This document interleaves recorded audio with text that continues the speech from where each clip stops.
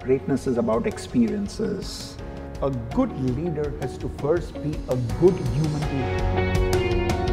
We are living in a digital world where your network drives your networks. Your job as a leader is to influence people to move the cart from point A to point B. It was an experience of a lifetime.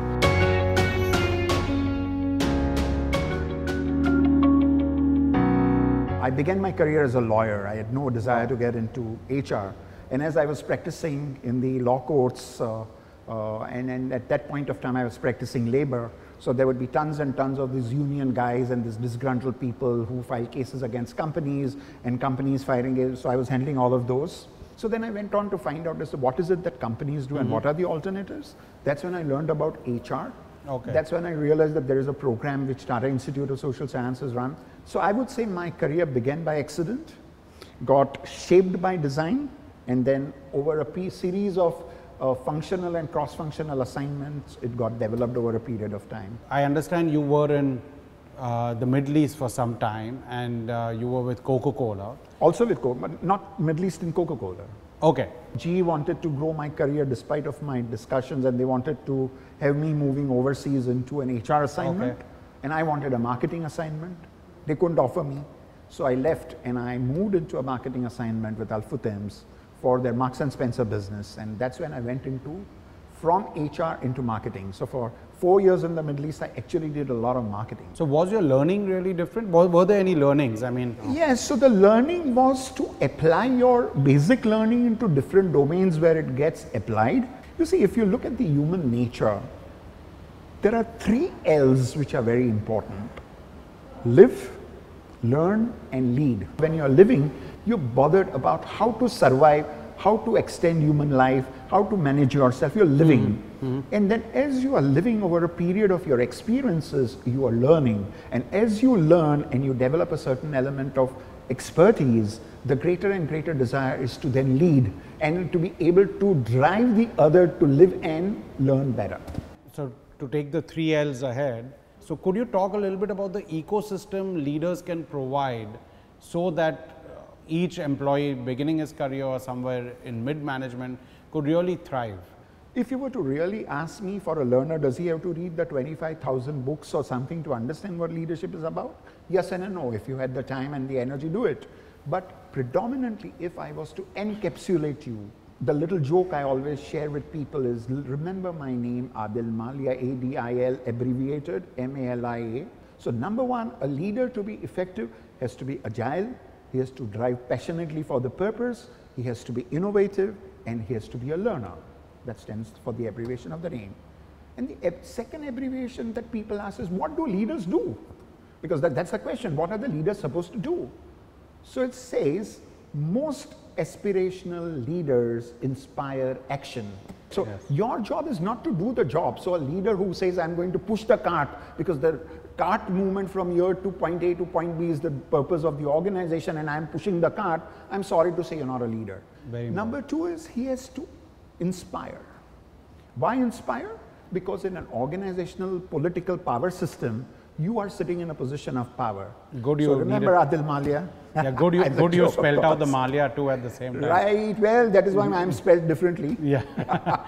So as a leader and as the leadership team, what are the initiatives? How do you kind of create inspiration? You need to do individually, but are there processes, are there systems, are there technologies, are there new practices which could make this happen, to make it spread, go around the organization completely? A good leader has to first be a good human being.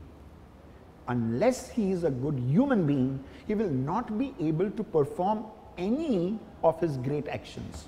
Greatness begins by first acknowledging humility, acknowledging the fact that you have to be a good human being, realizing that you are dealing with people, their emotions, their realities, their circumstances, and after realizing that, to be able to provide them the direction to what they need to do to be able to fulfill not only their goals, but your goals simultaneously, so that you can have a common journey together.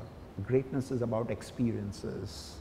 And through your journey, were there situations or experiences you spoke about which inspired you, which made you, act in a certain way, which helped you succeed? Lots.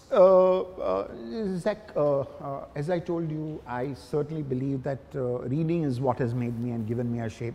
So I read very extensively. I love reading. That's a habit my father formed when I was a schoolboy, and we had to read a lot of books. Initially to make him happy and get the toys, but thereafter you formed a kind of an habit over a period of time. You got engrossed in learning.